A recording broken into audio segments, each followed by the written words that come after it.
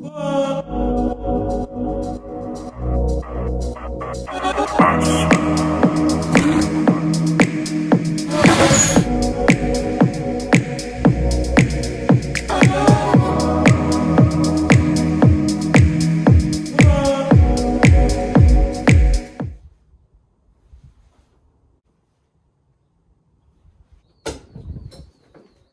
les gars! Alors bienvenue à tous dans un nouvel épisode. Bonjour le chien. Toi aussi t'es bienvenu dans ce nouvel épisode. Oui, tu fais ton coucou. C'est bon. Alors les gars, bienvenue à tous. On se retrouve du coup dans un épisode qui va parler de cette vieille E30 que je n'ai pas oubliée, mais qui a traîné un petit peu parce que je n'ai pas souvent l'occasion de venir travailler dessus.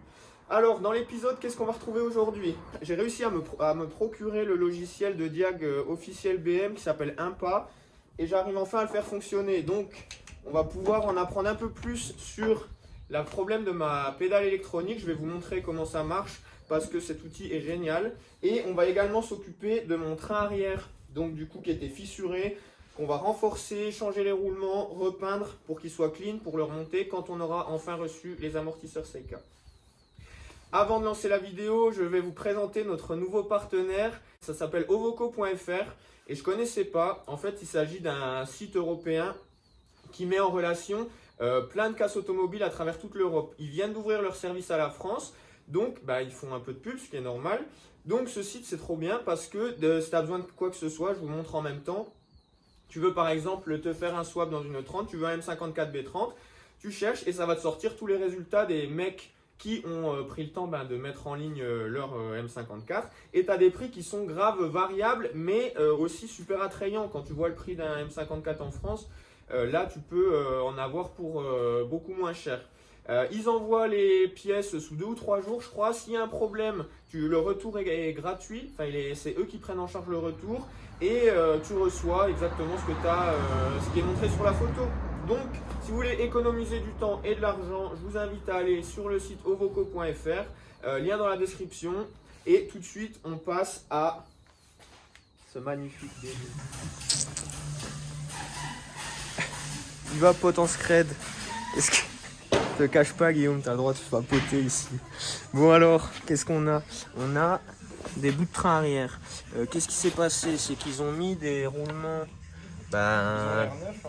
Oui, ils ont l'air neufs, mais ils ont été mal montés, comme tout ce qui a été monté sur cette bagnole, du coup. Donc, on va les mettre à la presse, on va les extraire à la presse. Donc, pour les extraire, ne vous faites pas avoir, ça se fait en 2 fois. Il faut d'abord chasser le moyeu. Attends, je vais repasser. Hop. On chasse d'abord ici, et après, on a un circuit de l'autre côté, et on pourra enlever le roulement complet. On vous montre ça en image.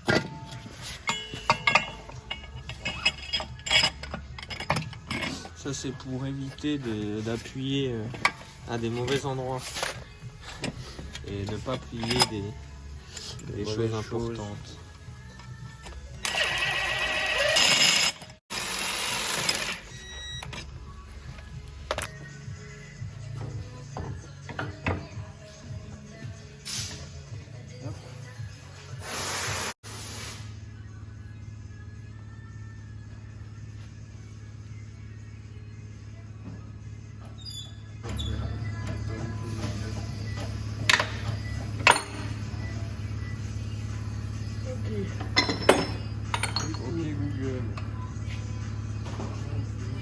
Une fois que tu as enlevé le moyeu,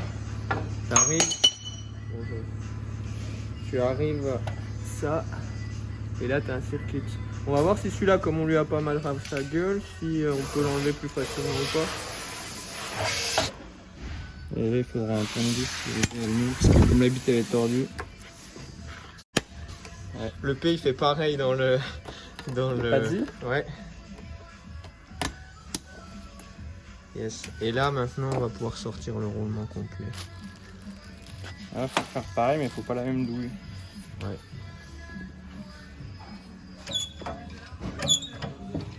On va se montrer le bout de sa tête. Ah, le coquin.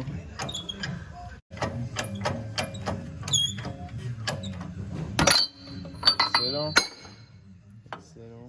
Voilà. Et voilà. Voilà, un emplacement à roulement tout propre, prêt à recevoir des roulements neufs, mais installés correctement. Il sort, je crois. Yes. Hop, bravo Guillaume. Bon, première étape, ok.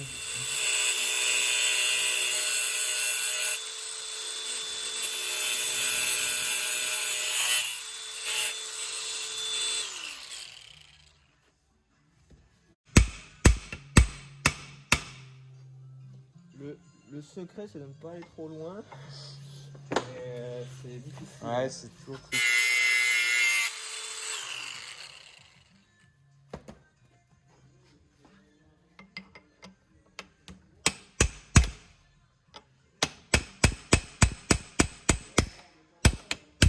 Yes. Un grand bravo, Thomas. On dirait qu'il a fait ça toute sa vie. J'ai fait ça toute ma vie. Il a fait ça toute sa vie. Je travaillais avant chez Noroto au service roulement. C'est toi, monsieur 1, 2, 3 roulement. J'ai été viré car j'étais trop compétent. Donc dédicace. Ah ouais, d'ailleurs, tiens, lui, j'aimerais bien le dédicacer, cet enculé. Thomas, on avait dit pas de réage. Pardon, oui, je le mettrai pas. Il y a un mec là qui casse le cul. Bon, bref. Bon les gars, on a fini d'extraire les roulements qui avaient été installés n'importe comment. Donc là c'est bon, je vais pouvoir commander des neufs. Et maintenant on va s'attaquer à la soudure des renforts du train arrière que j'ai gentiment acheté chez SCP Shop, qui a 2 fois le prix. Donc ils sont sur eBay à 40 balles, hein, au cas où je viens de le voir ça. Donc là on marque pour pouvoir poncer au bon endroit vu qu'on avait repeint. Et puis on va les installer. Donc il y a les barres comme celle-là. Il y a ça aussi qui va permettre de venir ici. Et puis on a la troisième que Guillaume est en train. Voilà, donc on ponce, on soude.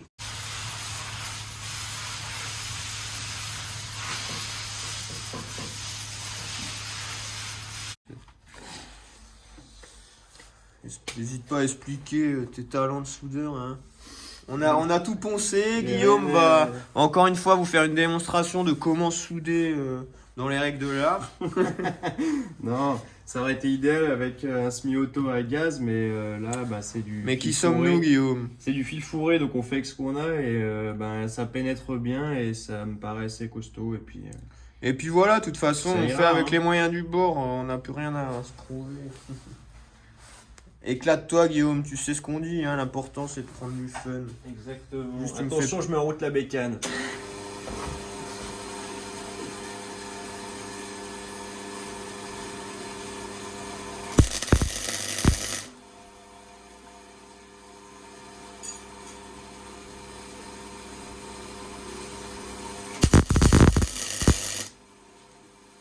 Et putain, tu sais que je deviens pas mauvais, hein. Ah bah Guillaume, j'ai jamais douté de tes compétences, moi.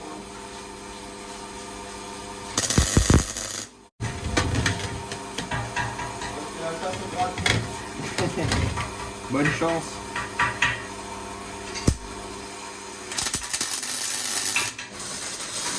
Donc une fois, donc il y a ça qui est rajouté, cette plaque ici, et il y en a une autre. C'est la plus utile, je pense, parce que tu sais, comme on passe en combiné groupé, bah, tout vient reposer là-dessus. Si le jour on aura réussi à les adapter, hein. Regardez-le, il est fier comme un pop. Il nous a ramené. Bah Guillaume, mais. Attends. Je suis sûr qu'il va recevoir. Tu n'as pas tout vu. Regardez. Il va avoir des propositions d'embauche pour être soudeur, Guillaume. Hein. J'ai appris ça en 10 minutes. Alors imaginez ce qu'il va pouvoir faire en 6 mois. Cette nuit, j'apprends le russe. Maman. Ah oui, d'ailleurs. J'ai dit à Corentin qu'on allait faire une petite vidéo sur la Lada. Ah ouais. Ah bah ça, si ça intéresse du monde. Ça va intéresser les plus anciens. T'as tout soudé déjà? Ouais. Non. Les autres? Ouais. Non mais je voulais te montrer ça. Bravo Guillaume. Non, mais Guillaume, Où sont les renforts, je les ai mis là-bas. Performe. Moi je te les avais mis là-bas. Il est toujours au top ce Guillaume. Hein. Merci d'être un gentil garçon. Non, c'est pas du nettoyage. Certainement pas avec la soudure.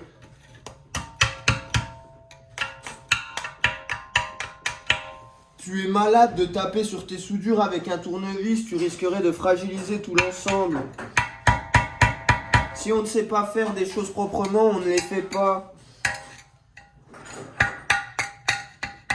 J'en ai marre. Un jour, je ferai un épisode spécial rageux, je pense. Ce serait énorme. Voilà. Il y aura du contenu, hein. Ça serait bien à faire celui-ci. Putain, grave. C'est une magnifique préparation.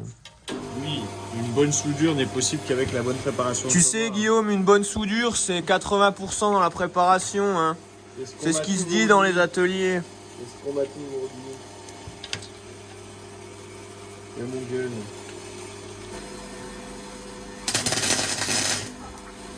Ah, désolé. Ouais, bah c'est bon, merci.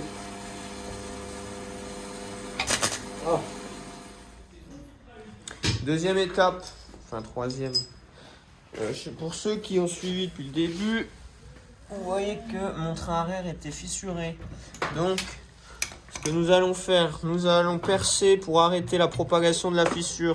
Ça, c'est un petit secret de soudeur qu'on se transmet de père en fils. Voilà, on va percer, Guillaume va faire, puisque moi je ne sais rien faire.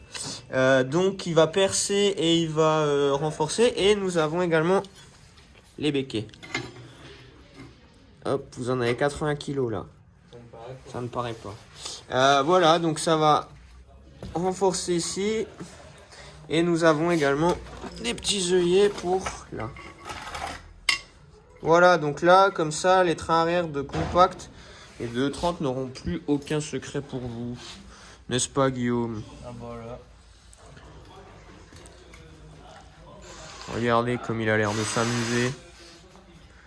On n'a pas de pointeau, je crois.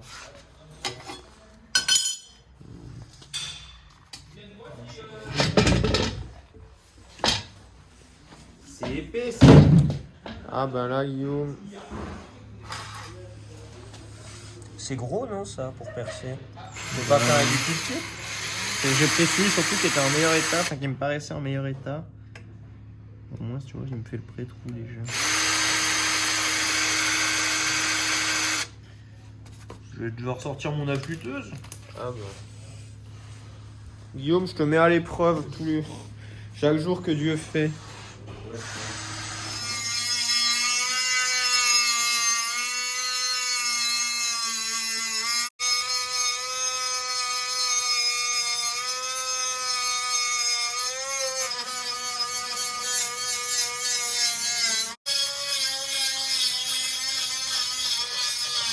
Bon, on a reçu les nouveaux roulements, donc on va tout de suite les installer. On va vous montrer l'empilement à la presse, c'est un peu chiant, mais c'est important de le faire correctement pour le faire bien. Du premier coup, je vais chercher les roulements. SKF. Ça va donc se faire en deux étapes.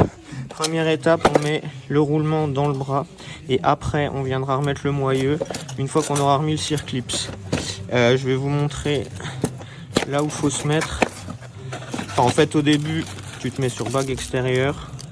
On va appuyer sur ça. Et après, il faudra soutenir la bague intérieure quand tu vas remettre le moyeu pour pas faire forcer, pour pas mettre en contrainte inutile. Voilà.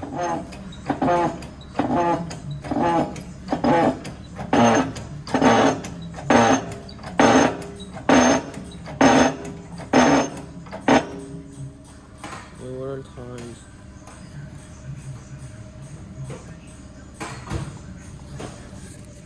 Bien, deuxième étape.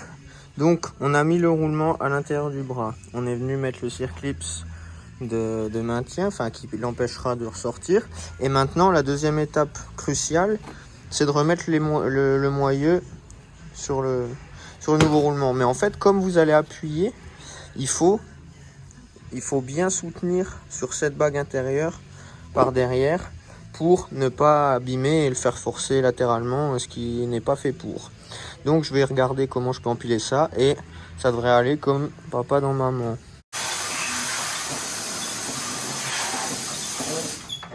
Bravo Thomas du premier coup. Une bonne préparation, Ça fait tout, hein. Ça fait tout. c'est beau, ça a marché Thomas. Bon les gars, on est de retour du coup chez mes parents. J'ai ramené donc tous les bras qu'on a renforcés à l'atelier. On va les repeindre, donc j'ai ramené, il y a de la peinture. On va donc tout redonner un coup de propre à ça. Tout est renforcé, les roulements sont neufs. On attend juste les ressorts d'amortisseurs de Seika. On ne sait pas quand est-ce qu'ils vont arriver. Je ne les attends plus. Ça, c'est un détail parce que je sais que ça ira encore pas derrière. C'est pas grave. Maintenant, passons à un truc encore plus intéressant qui est le moteur. Je vous ai dit qu'il y avait un problème avec la pédale électronique. Donc, après avoir appris à flasher tout ça et que ça ne fonctionne toujours pas, on va apprendre à diagnostiquer avec les outils BM. BM utilisait ce qu'on appelle ils avaient un logiciel de diag, ça s'appelle Impa. Et du coup, j'arrivais pas à le faire fonctionner. Et ça y est, je suis maintenant capacitaire pour le faire fonctionner. Donc je vous montre. Ça c'est l'interface, je sais pas si on verra avec le soleil. Je vais brancher la prise OBD ici. Hop. Et donc voilà, on a la com. Il y a la batterie et l'allumage. C'est pas normal. Enfin déjà ça vit. Ça c'est bien. Parce que ça veut dire qu'il détecte quelque chose et que ça veut dire qu'on va pouvoir communiquer et faire nos tests.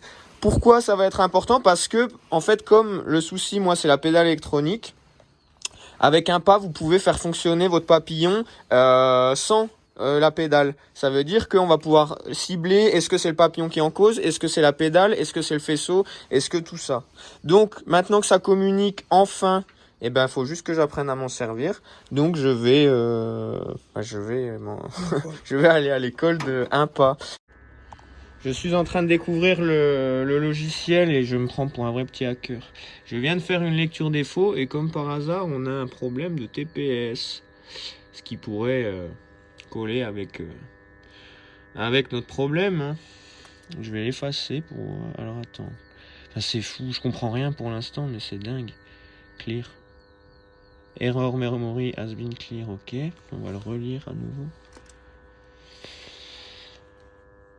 Ça, je crois que c'est le relais de pompe, de relais de carburant, un truc comme ça. Ma question, c'est comment on fait fonctionner ce TPS. Je vais regarder ça. Alors, on n'est pas sorti d'affaire, mais putain, quel bonheur de enfin avancer un petit peu. Parce que oui, ça fait un moment en fait que je suis sur cette histoire de pédale. Donc ma pédale est là. Et voici mon panneau de contrôle de pédale. Et qu'est-ce qui se passe quand j'appuie? Boum. Il voit ce qui se passe. Il y a ça vit. Ok. Donc le problème, à mon avis, c'est que là, décapé angle, pour moi, ça doit être l'angle du papillon. Et ça bouge pas quand j'appuie sur la pédale. Et ça, c'est pas normal. Donc, pourquoi on va tout de suite... on va continuer les investigations, mais j'adore. C'est ouf. Je regarde ça tout de suite. Le papillon bouge pas. Par contre, si moi, je m'amuse à le faire fonctionner, à le forcer à la main, ça vit aussi. Tout vit. Donc, est-ce qu'il y a un... J'entends... En fait, je sais pas si vous entendez le bruit électrique, là, le parasite. Et écoutez, ça change de bruit quand je vais appuyer sur la pédale. Je sais pas si on entend, mais donc, il se passe quelque chose, mais ça ne bouge pas. Donc, est-ce qu'il serait défaillant? Je me demande, et je crois que je vais le démonter. Mais je sais pas si ça va m'aider en fait. Peut-être qu'il est défaillant, hein, tout simplement. On avance, on progresse, c'est génial. Ça me fait plaisir parce que ça donne un peu de... Ça me donne des pistes, ça me donne de la matière pour essayer d'avancer. Parce que quand t'es tout seul, tu peux chercher sur le net ce que tu veux, mais c'est pas toujours... tu sais, là, on est sur des problèmes un peu spécifiques, quoi. Comme il y a tout qui a été fait, le flash, le swap, le faisceau, le machin. Déjà, le moteur, je l'avais vu tourner, mais vite fait avant. Je l'avais pas vu rouler, j'avais juste vu démarrer. Donc, en gros, moi, j'en sais rien, tu vois, de tout ça. Et là, ça va me permettre d'avancer, quoi. C'est une bonne chose. Faut que je réfléchisse maintenant, mais j'ai de la matière. Je suis grave heureux. À toutes. Ça y est, j'ai terminé donc la réfection de ce train arrière. Donc, tout est bien soudé, tout est repeint, les roulements sont neufs, les cils en bloc aussi, c'est du Powerflex Black, c'était déjà dessus, donc pour une fois, ça on le conserve. Donc voilà, tout est soudé, comme on a dit, donc il y a ici, ici, et cette petite patte également. Donc ça c'est une bonne chose de fait, on n'a plus qu'à le remettre en place sur la voiture, il n'y en a pas pour longtemps, je vais vous passer ça.